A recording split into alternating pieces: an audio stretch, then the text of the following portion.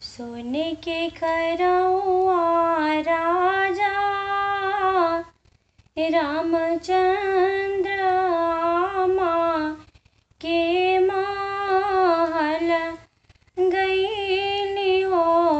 ये आमा हम हो जाइबी मधुबनवा कैसे के सीता घर रही है हो तोहर सीता रही है काहल बीचे आवारू माल बीचे हो ए बाबू अंगने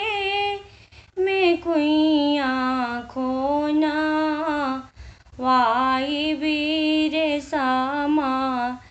डोरिया लाई बिहे सोने के खरौआ राजा रामचंद्र धानी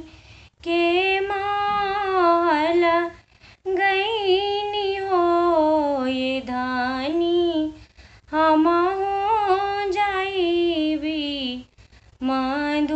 मधुबनवा कैसे के तू घर रहबू हो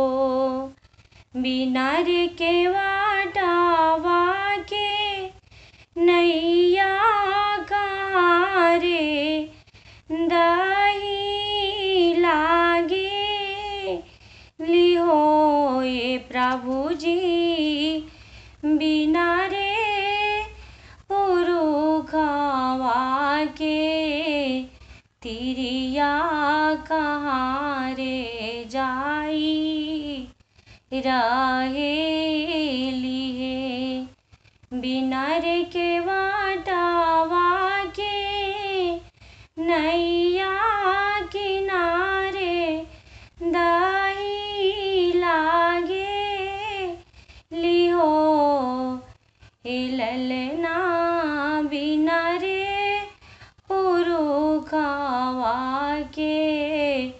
तिरिया नैहरवा जाई रहे